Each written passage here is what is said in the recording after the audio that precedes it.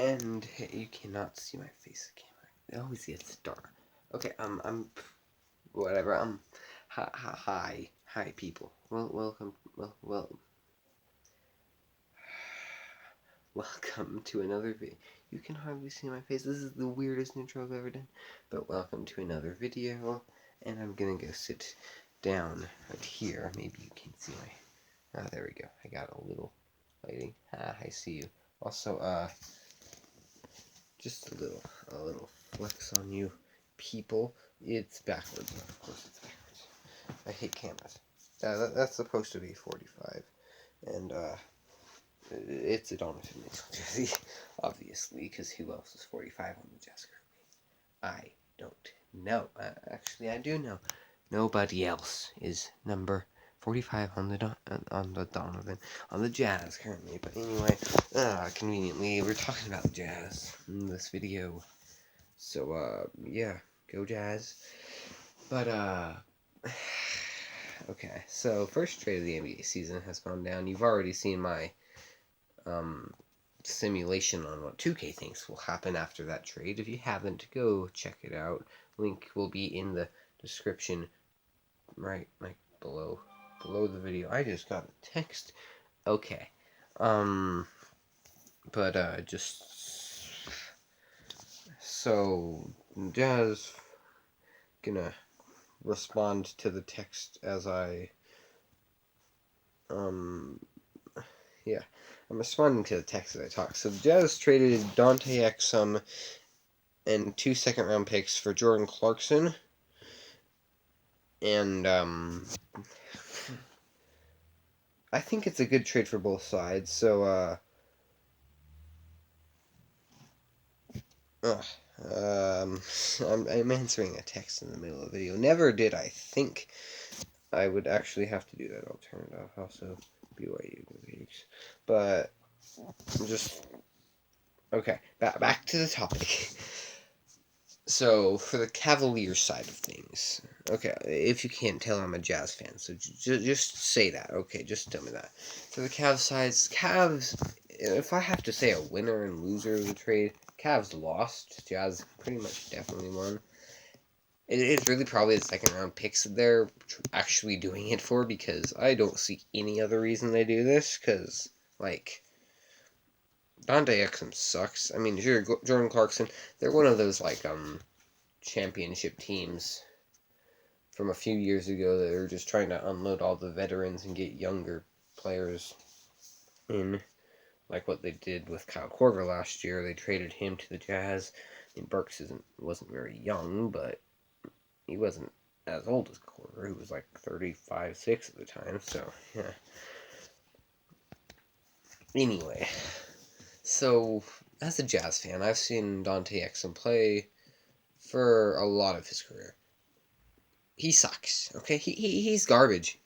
One of the worst days of my life as a Jazz fan was the day that we re-signed him to more money, and he's not very good.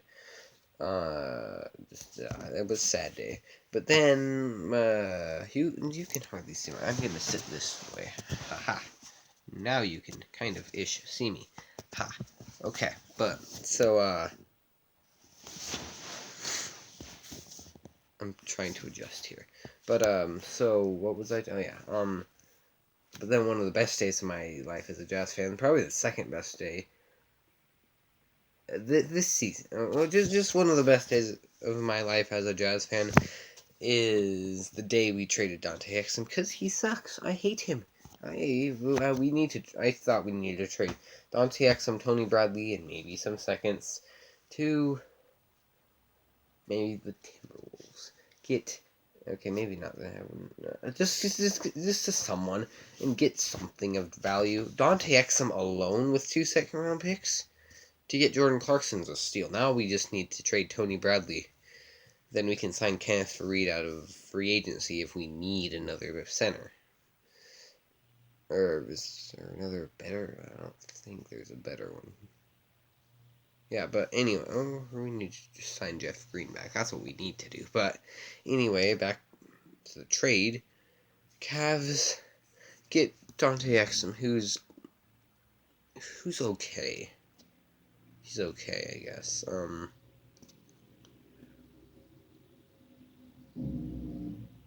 For them, he's a point guard slash shooting guard.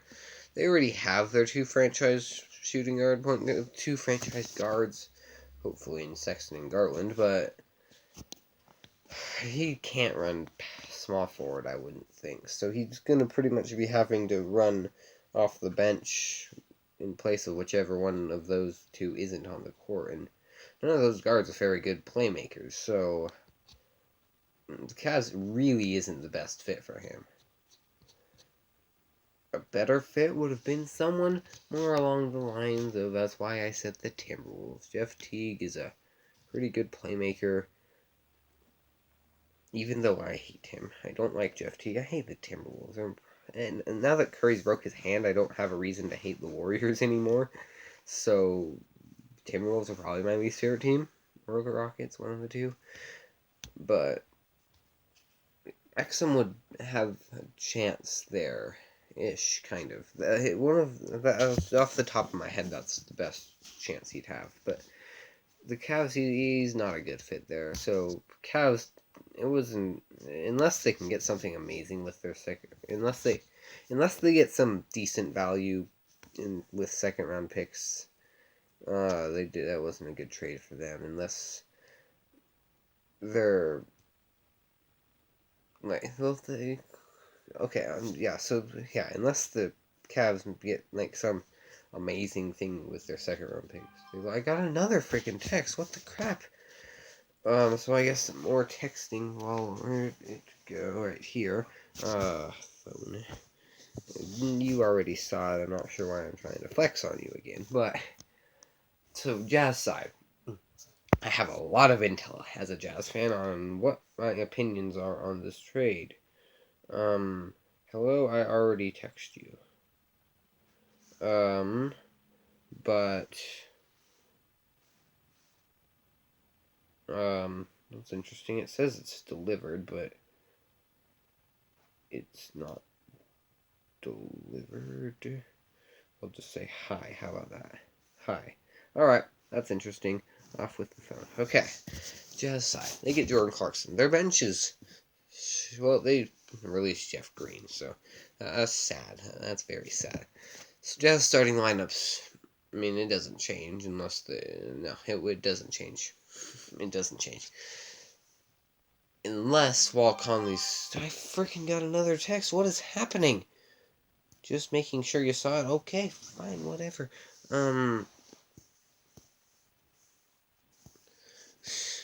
So, what was I saying? Oh, yeah, okay. So, unless Walt Conley is injured, we slide Clarkson to the starting point guard instead of having O'Neal in and Donovan technically being the point guard, which I don't like. O'Neal's a good bench piece. I don't think he's a starter. So, until Conley comes back, we could have a starting lineup like Jordan Clarkson, Donovan Mitchell, Joe Ingles, Bojan Bogdanovic, then Rudy Gobert, with bench consisting of Royce O'Neal, Ed Davis, Manuel Mudiay.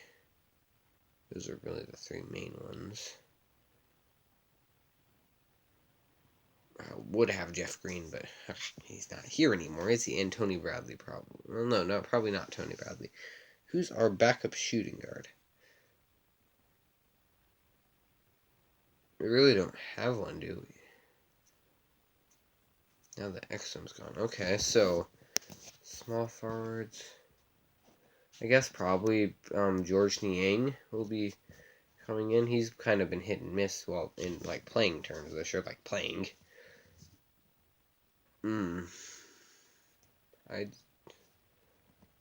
Interesting. So they should sign Jamal Crawford. He'd be a good fit, even though he doesn't play defense. He'd be a good leader for this.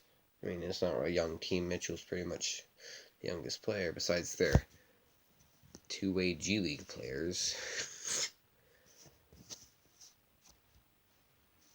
But yeah, that's really about it. Then when Clarkson comes back, we'll have, or when Conley comes back, we'll have, because yeah, Conley's out. we only have really a 3-4 man bench. Now we have, yeah, okay, so we're good with depth, I think. So once Conley comes back, we'll have Clarkson, O'Neal, Moutier, and Ed Davis, and George Niang. The bench needs scoring. Niang can score pretty good. He's a 3-point shooter, sharpshooter guy. Pretty good. He can play, yeah. O'Neal, he's one of the best in the league in 3-point percentage. Everyone's saying our bench is horrible. It's not that bad. I mean, it's not amazing, but Clarkson will definitely help it, even though he's not a very good defender. But neither was Bogdanovic. Well, he was an okay defender. He wasn't like amazing to start the year, but he's turning into a pretty good defender. He's one of the most underrated players in the league, and most underrated signing for sure. But yeah,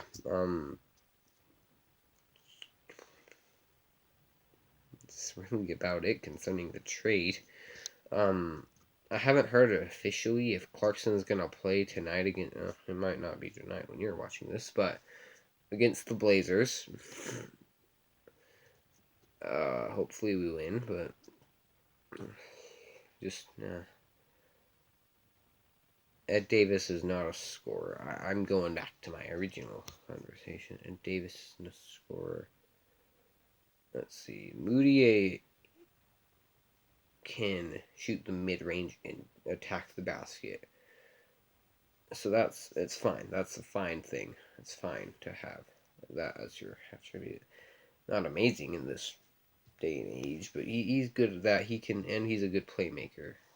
And recently he's been making a lot more threes, so like upping his percentages. So he's a nice player. Too bad we only have him on a 1-year deal. Hopefully he'll want to stay, because he said Utah's one of the places he's always wanted to go, even though he's only been in the league for like 3 years. And he used to play for Denver, so he came here twice a year. I shouldn't say here, to Salt Lake twice a year, but whatever. That's about it. That's all I have. And I guess Tony Bradley is another big man. We need depth at the guard. Yeah, we still need to sign Jamal. We need to sign a small forward. Who's a good small forward in free agency? Zach Randolph runs small forward. Is he even a free agent? I don't know. Or we can trade Tony Bradley for someone like who's a. I wonder how much Minnesota would value Robert Covington, because I like him. He's a good player. He would fit perfectly with the Jazz, and I mean perfectly. He's the perfect. He was made for the Jazz, and Quinn Snyder and stuff. Like, we could trade Tony Bradley, and maybe I wouldn't be willing. A couple seconds. We're gonna be out of seconds here soon. If we could find some way to like get Robert Covington without giving up any major player on our team. Ooh, that'd be nice, but yeah, so that's basically all I have for this video. See you guys in the next video, and bye. That was the scariest smile I've ever done, so just bye. Okay, now I can't even hit the off button. What an idiot I am.